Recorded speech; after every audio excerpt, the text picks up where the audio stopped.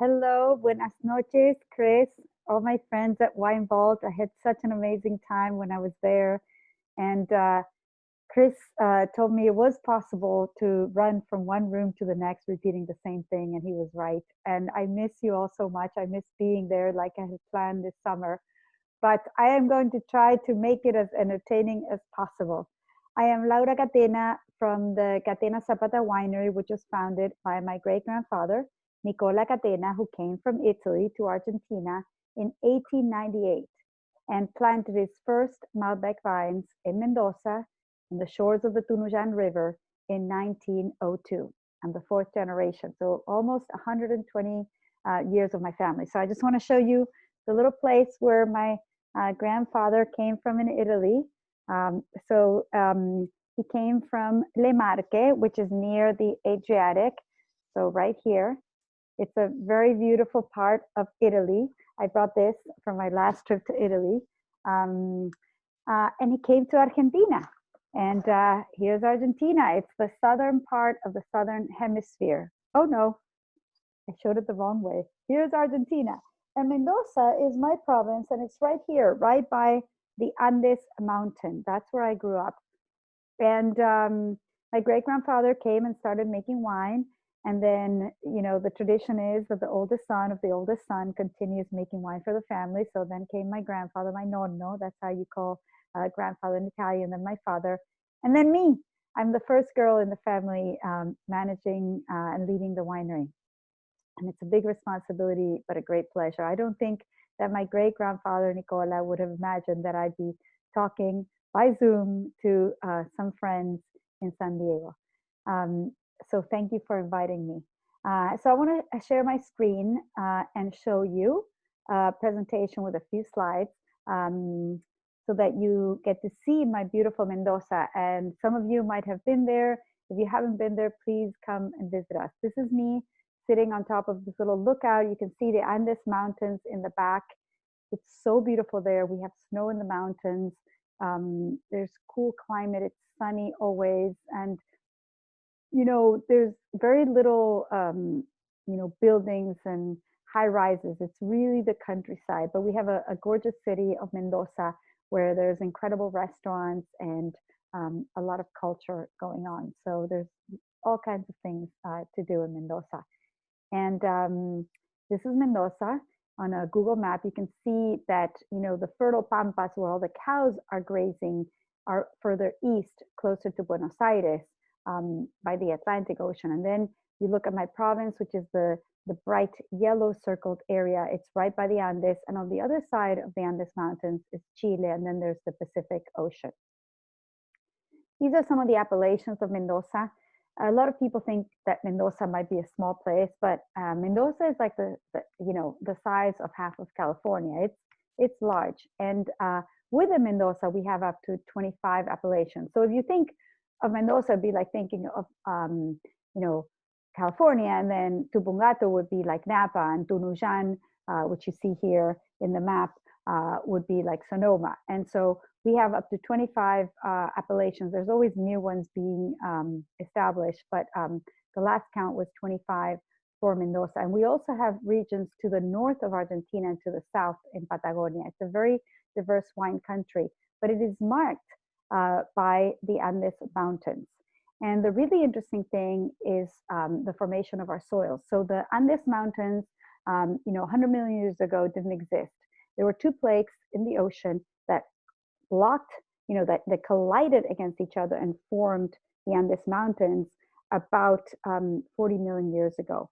And then the Andes Mountains were covered by snow during the Ice Age. And as the snow melted, they formed these alluvions that you see here, these cones. And in these cones, you see stones, big stones in the higher up areas, and you see sands and loam, and then you see clays. And that is why the terroir, the soil in Mendoza is so different depending on where you are. And from each one of these different soils, we get a different flavor. And just to give you an idea, this is a super nerdy chart, and you can look up Winkler classification. So Winkler was the scientist at UC Davis that came up with how to classify wine regions so that people could decide what to grow there. So a really cool region, you might plant Chardonnay or Riesling. In a really warm region, you might plant Syrah. And in Argentina, we have zone 1, the coolest in the Guadalajara Highlands in the Uco Valley, that are similar to Burgundy and Champagne in terms of climate. Then zone 2 is also in the Uco Valley, similar to Bordeaux, Barolo, Côte d'Iron. Then zone 3, which is a little warmer, is Altamira, Vista Flores, that you're going to be tasting the Malbec from Vista Flores. That's closer to Napa Valley, Chianti Classico.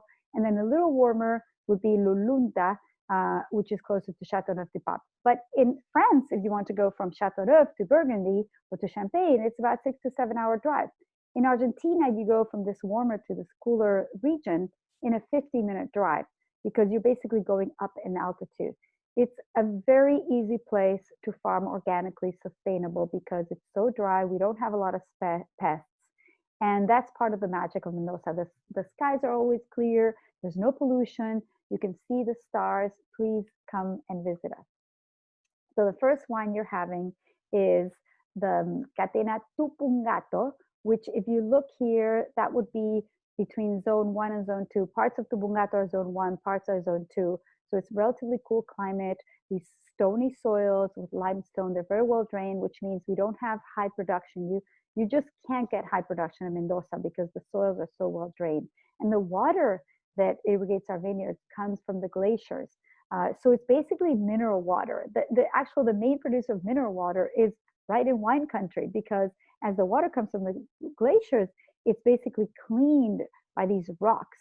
And this is the water that our vineyards drink, except for the yucky plastic. They drink pure mountain water. So for your first course, I am getting so hungry, except that I just ate, but I could eat again. You're having chicken with charred corn empanadas. And empanadas are like our pizza. In Buenos Aires, you actually have restaurants. And actually, I'm going to put back to my view so that you can see me.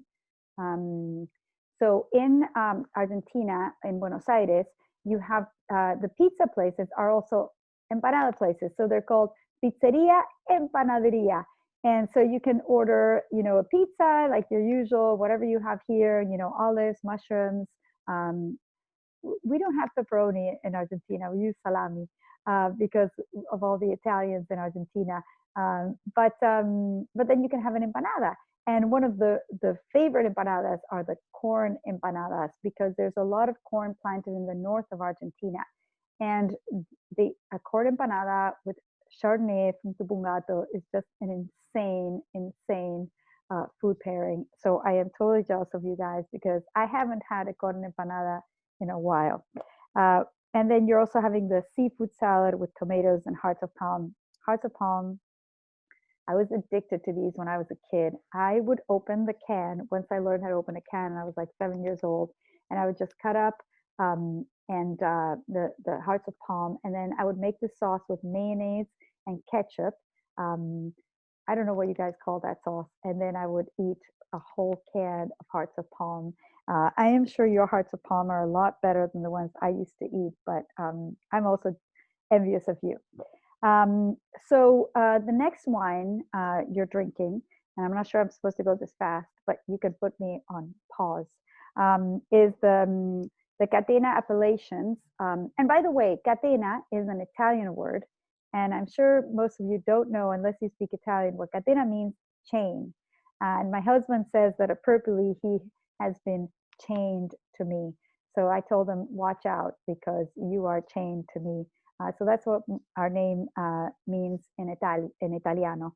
And the San Carlos Cabernet Franc is actually a very low limited production wine, because Cabernet Franc is all the rage in Argentina right now, because, we have so much Malbec, and Malbec is still, very popular, and people love to drink Malbec from all the different appellations. But Cabernet Franc, there's a lot less planted. There's like 50,000 hectares of Malbec, and there's under 2,000 hectares of Cabernet Franc. And Cabernet Franc is actually very similar to Cabernet Sauvignon. The way to distinguish Argentinian Cabernet Franc is it's going to have smoother tannins. And this is something to do with the hang time, the mountain climate with the sun. and the health of the vineyards. You know, we don't have early rains, so you can, you know, ripen the Cabernet Franc so that you don't have too high of an alcohol because it's cool, and then the tannins are fully ripe, and so the wines will be very smooth. So it'll be very rich, and will have that kind of aromatic that's the Cabernet, like a little, you know, spicy, you know, peppery Cabernet, but then it'll be incredibly smooth. So the San Carlos Cabernet Franc, one of my favorite wines. We don't make a lot of it, so I hope you're enjoying it. And okay, another way to jab me because you're eating so well and I'm not. Argentinian spiced roast beef ribs. Wow, I had the ribs actually when I was at Wine Vault last time, and they were incredible. And you know, the smoothness of the wine and the richness of the wine with this dish, it's going to be absolutely amazing. So delicious.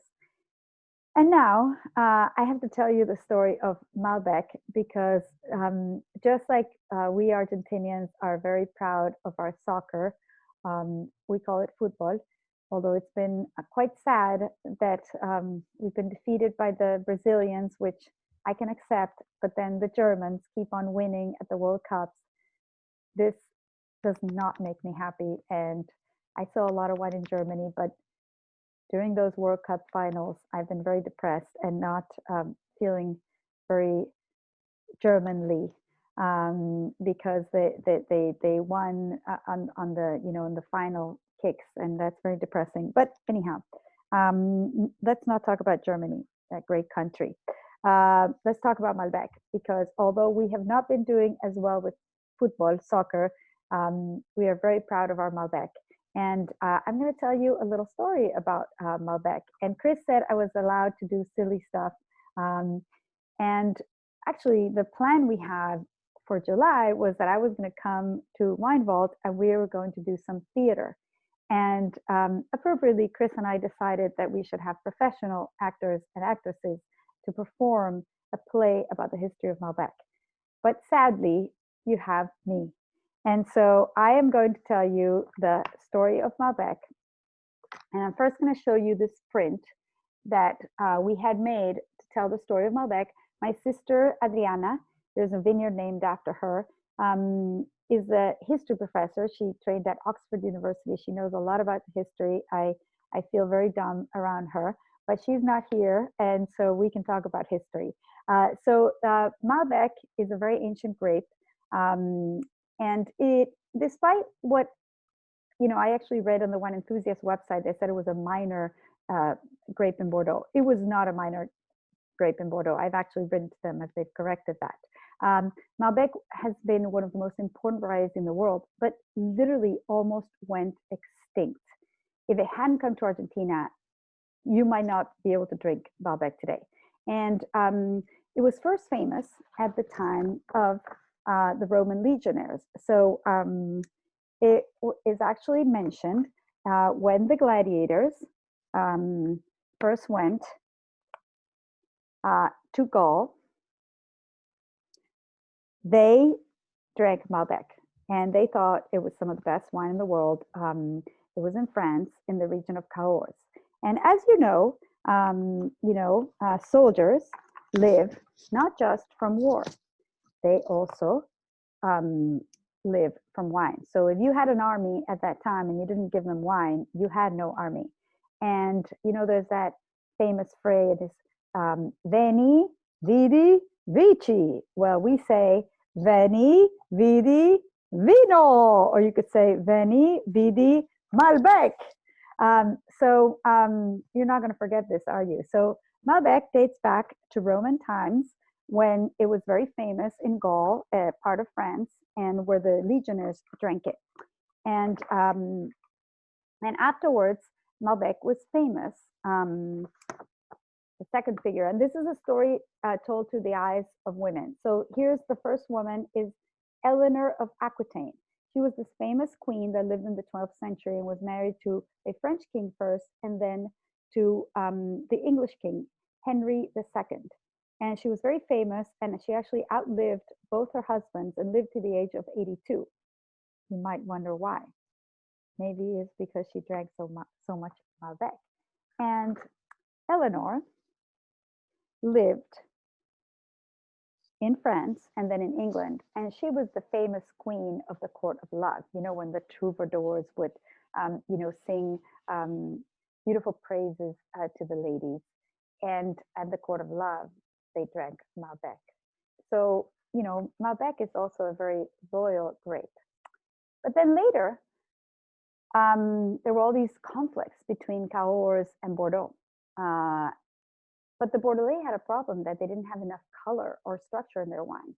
So they discovered that if they blended Cabernet Sauvignon with Malbec from Aquitaine, they could make better wines. And I've actually done a lot of research on French winemaking, and the texts from the 18th and 19th century show that Cabernet Sauvignon was always bottled with Malbec. And actually in the Encyclopedia Britannica from 1889, it says that there was more Malbec planted in Medoc, where the famous, like Chateau Latour, Chateau Lafite, Chateau Margaux, where the famous first growths were planted. There was actually more Malbec planted than Cabernet Sauvignon.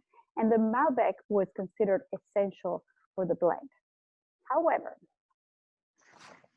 there was an awful thing happening in France at the end of the 19th century. And it had to do with Madame Phylloxera. This was an aphid that basically destroyed all the vineyards in Europe, and it attacked the roots. And do you know where the aphid came from? America. And it came in these ornamental plants, which the French producers planted, and then the vineyards were disappearing. And it was actually an entomologist from Missouri that came up with grafting, which was, you had an American rootstock that you grafted a Vitis vinifera, which is the vine that makes Cabernet, Merlot, Malbec, Chardonnay. And that's how they were able to save the vineyards of Europe. But before Phylloxera, Malbec had come to Argentina. And Argentina is represented by my sister Adriana. And here's the pyramid. Our winery is actually in the shape of a pyramid. And then Argentina came to Argentina in the middle, Malbec came to Argentina in the middle of the 19th century and just did well. And what we brought to Argentina were the qualitative Malbec. So what they left in France, you can see I'm a big fan of Argentine Malbec, were these bigger grapes because they were having problems with yields. Malbec was a very delicate grape. It did not do well with the rain and the cool climate, and they had the little ice age in Europe. When it came to Argentina, it found the sunlight, the mountains, it just adapted well. It was like a successful immigrant. And the Malbec in Argentina has more smaller bunches, smaller berries, which in the French text was the more qualitative Malbec. So usually if you have smaller bunches, smaller berries, you have more concentration. So the plant selections we have in Argentina are much lower yielding, and I think give a more delicious wine. I'm clearly biased, you guys. If there's any French people here, please don't be offended. I also love Malbec from France, but there's a lot more of it in Argentina. And we have all these selections that came to Argentina and have been lost in the rest of the world. So basically, the rebirth of Malbec happened in Argentina, and my family played a role in that. My great-grandfather, my grandfather, and my father, and now I am carrying on the tradition. So just to show you a few more things, we're going to go back to the presentation. I'm going to go back to my Argentinian hat. And by the way, you guys, this hat is not a French beret. It is a gaucho hat. So the cowboys in Argentina are called gauchos. They basically are the ones who work with the cows and who live in the countryside. And you still see gauchos in Argentina. They ride on horseback. They're just like really manly men. But normally a woman would not wear a gaucho outfit. But as you can tell, I don't follow rules, unless I have to. So back to the presentation, I just wanted to show you, here's the timeline of Malbec. I want to introduce you to my father, Nicholas Catena. He was the first person who had the guts to export from Argentina a high quality Malbec. And when he started in the early 90s, there was no Argentinian wine out there. There was some Chilean wine, it was volume, lower quality, but my father said, I am going to show the world what Malbec can do. And after he did well, like our Malbec was featured in the Wall Street Journal. Now we have several 100-point Parker Suckling Malbecs. But until my father had the guts to do this, really nobody was drinking great Malbec. And I can still remember I haven't told you my other story, which is that I started life as a physician, and I've worked as a physician and a winemaker for 30 years. But when I was still in my medical training, and I would help out and go with a bottle of Malbec, the wine buyers would say, wow, the wine's delicious, but I can't sell it because nobody knows Malbec. And now, most people who know something about wine or who've tasted, uh, wine from around the world know Malbec. And after my father started, there were, little successes one at a time. But then he brought upon this revolution in Argentina, and especially in the high altitude wine country. And I want to finish by thanking you and people like Chris at Wine Vault, because this year we received this completely unexpected honor. And it's a crazy year because it's not an easy year to celebrate anything, because so much is going on and there's so much suffering in the world everywhere that no place in the world has been spared. When I was a kid in Argentina during the military government, and with all the economic and political turmoil, I used to always think, wow, we've kind of been dealt a bad hand in Argentina. But now, we're all in this, we're all suffering. And what's beautiful is that we're all being united. And I actually think that wine is something that unites us. Wine is good for our souls. And now when there's so much anxiety and stress over the future of our world. And we received this honor. We have been called, in December of 2019, they told us, Drinks International, really respected magazine in the UK, that we had received one of the most admired wine brands of 2020, among the top 50. And then they called us in January to tell us we were actually the number one. Our little Catena in Argentina had won number one. It's a survey of wine specialists in 48 countries around the world. It's conducted by Wine Intelligence, a very reputable research organization. And Catena from Argentina was number one. And they sort of couldn't believe it either. We couldn't believe it. And I'd like to say that the award goes to, my father, my family, our incredible team of winemakers and farmers and viticulturists, and all the people that have been farming with our family, many families, for decades.